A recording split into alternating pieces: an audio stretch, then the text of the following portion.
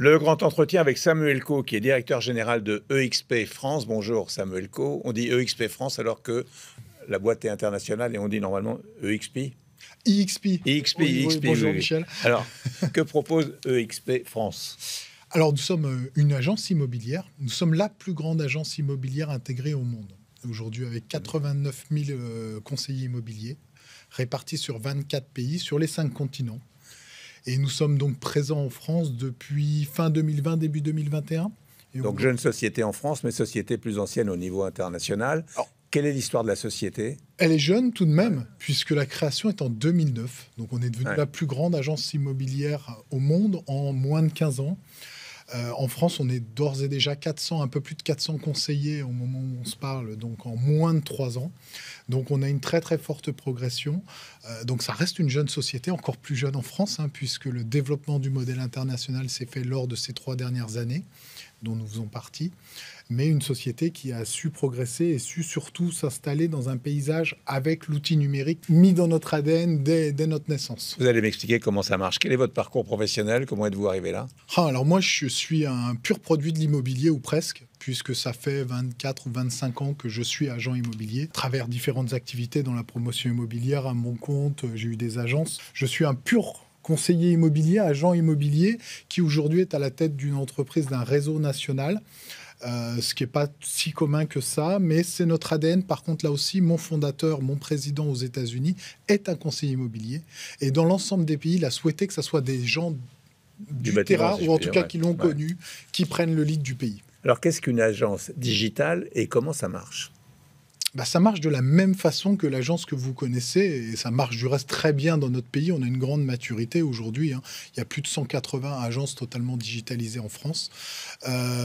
C'est simplement que vous n'avez pas l'agence au coin de la rue, dans la façon dont on l'entendait, et qu'on ne peut pas faire du lèche-vitrine en regardant des annonces. Ce qui est un vrai plaisir, y compris pour moi. En effet, on va avoir aujourd'hui, vous le savez, je le sais, et nos auditeurs le savent, on a une recherche qui se fait principalement sur Internet. Donc le tout, c'est d'avoir les outils pour communiquer, mettre en avant correctement en marketing, le bien immobilier de nos clients. Et ça, ce sont des outils qu'on est tout à fait capable de fournir sans un local physique au coin de la rue. Et bien au contraire, on va pouvoir fournir tellement plus de services en faisant cette économie sur cette partie qui ne nous paraît pas indispensable. Je vous l'ai dit, on est la plus grande agence au monde et on a un vrai paradoxe, c'est qu'on a 0 mètre carré de bureau, mais y compris de siège social. Nous vivons avec un double digital dans un métaverse qui est le nôtre. C'est une technologie qu'on a achetée et qui appartient au groupe, donc qui appartient à ses conseillers, puisque tous nos conseillers indépendants sont actionnaires de notre société, qui est cotée au Nasdaq à New York, donc qui appartient à tout le monde. Et cette technologie nous a permis non seulement de faire d'énormes économies d'échelle, mais donc de mieux rémunérer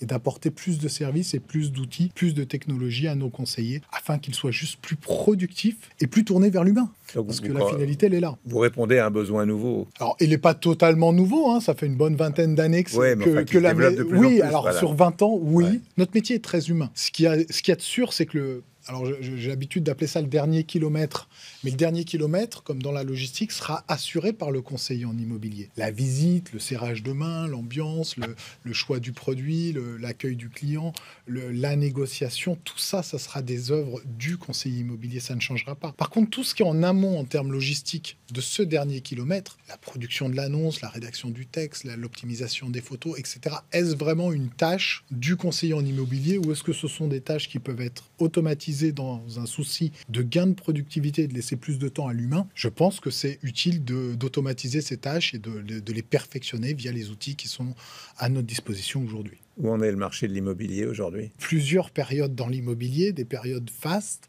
des périodes moins fastes. C'est pas la première crise que je vois et que la plupart des experts voient. Aujourd'hui, nous avons une baisse qui est contenue quand même en France, même si elle est réelle. Elle arrive après une forte hausse. Il faut quand même relativiser. On est un pays qui a une forte, parce que je peux comparer au niveau international, parce qu'on est très, très en contact avec mes homologues, on a un pays qui a une forte appétence pour l'immobilier résidentiel, qui est notre cœur de métier. Donc on a cette chance, on a cette véritable chance. Après, il y a eu une mutation un peu rapide, les taux d'intérêt sont remontés en flèche, aujourd'hui ça se stabilise, donc on va rentrer dans un marché beaucoup plus normatif, avec des données un peu plus connues. C'est l'inconnu qui fait peur. À partir du moment où on revient dans du connu, vous avez emprunté peut-être à 10, peut-être à 5, mais vous n'avez pas emprunté à 1 toute votre vie. C'était une anomalie d'un temps donné. Donc là, on va revenir sur un marché où on aura plus de données connues. Donc je pense que tout le monde va être un peu plus rassuré, même si il y a eu des moments plus faciles qu'aujourd'hui. On va voir les chiffres de votre société avec Virginie Mas et on se retrouve juste après. EXP Realty, entreprise américaine, a été fondée en 2009 et EXP Realty France a quant à elle été fondée en 2021. EXP Realty collabore aujourd'hui avec 89 000 conseillers, dont 400 conseillers en France, et est présente dans 24 pays. Le chiffre d'affaires de l'agence immobilière était de 4,6 milliards de dollars en 2022, ce qui représente une hausse de 22% par rapport à 2021. Donc Virginie dit que votre chiffre d'affaires est en hausse de 22%. Oui, tout à fait. Alors c'était les données boursières, Ouais. On les annonce évidemment trimestriellement, mais sur l'année 2022, nous avons fait plus 22% pour finir l'année en commission à 4,6 milliards de dollars. Au niveau international, bien entendu, c'est les chiffres globalisés. Sur quoi repose votre savoir-faire? Notre savoir-faire, je pense que c'est notre volonté d'être au service de nos conseillers immobiliers. Nous sommes une plateforme de service B2B pour faire du B2B2C, donc pour aller vers le client final. Et je pense qu'on ne peut apporter du service de qualité au client final que si nous-mêmes, en tant que plateforme de service pour conseillers immobiliers indépendants, nous apportons un très haut niveau de qualité de service, de suivi. Nous sommes des fans du Net Promoter Score. On a même rentré son fondateur à notre conseil d'administration. C'est pour dire que le symbole est fort. Donc on se fait noter par nos conseillers très régulièrement. On prend en compte, on a un conseil des ambassadeurs européens, mondial, qui sont des agents qui nous font remonter depuis le terrain directement à la haute direction générale, à la présidence. Donc voilà, je pense que l'avis des conseillers et le retour terrain est essentiel. Il faut rester en mode start-up même quand on est grand, pour pouvoir être proche du terrain. Vous êtes grand, vous êtes une société cotée au Nasdaq, c'est assez rare. Qui sont vos clients? Alors les clients finaux, c'est monsieur et madame tout le monde. Ouais. C'est tous les acheteurs et vendeurs français qui veulent nous solliciter et tous les acheteurs et vendeurs dans les 24 pays où nous sommes implantés, voire même plus. Alors moi, quand je veux acheter un bien immobilier, je vais dans une agence. Vous n'avez pas, il y a pas le bâtiment où je vais vous rencontrer. Comment je fais? Je ne sais pas si vous allez dans une agence. Alors si vous me le dites, je vous crois par définition, mais il se trouve que vous allez probablement surtout repenser à quelqu'un dont on vous a parlé. Oui. Et là, on rentre l'humain. Oui, c'est vrai, c'est vrai. Donc vous allez peut-être vous dire, ah mais j'ai ma cousine qui m'a dit qu'elle avait vendu, je lui passe un texto, je lui passe un SMS. C'est plus comme ça, ouais. Et en fait, et c'est là le cœur du métier. Et nous, on croit beaucoup à l'humain. Et donc, on travaille, y compris avec des agences qu'on est capable d'hybrider aujourd'hui dans notre réseau mandataire. On est capable d'avoir des agences physiques qui viennent chez nous, mais elles vont garder leur nom.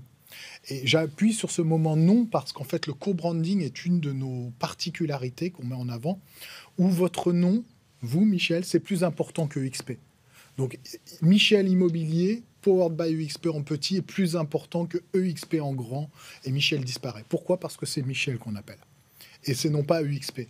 Et en fait, la marque est moins importante que le conseiller qui maille le terrain, qui maille le territoire, qui a son expertise locale dans sa zone de chalandise et qui a su démontrer sa notion de service, peu importe l'équipe pour laquelle il travaille. Là, si on ramène ça au sport, c'est pas l'équipe qui est important, c'est le joueur. On est très attaché aux joueurs et on veut des joueurs de premier niveau qui sont chez nous, et c'est ce qu'on cherche aujourd'hui parce que c'est comme ça qu'on pénètre le marché plus facilement. Et très sincèrement, c'est rarement en vous déplaçant au hasard dans l'agence de quartier où vous avez repéré quelque chose, mais c'est peut-être pas ce qui vous conviendra. Donc c'est... On a vu que votre chiffre d'affaires était en hausse de 22%. Quels sont vos objectifs à court et moyen terme? Clairement d'être encore plus leader que nous le sommes. Aujourd'hui, on a des réseaux de franchises qui sont plus importants en termes de volume que ne l'est UXP en tant qu'agence indépendante, ce qui est notre particularité, qu'on veut conquérir encore des pays, des parts de marché dans chaque pays où nous sommes implantés. En France, on est au début de notre croissance. Plus 430 conseillers aujourd'hui en France, en 2 ans et demi.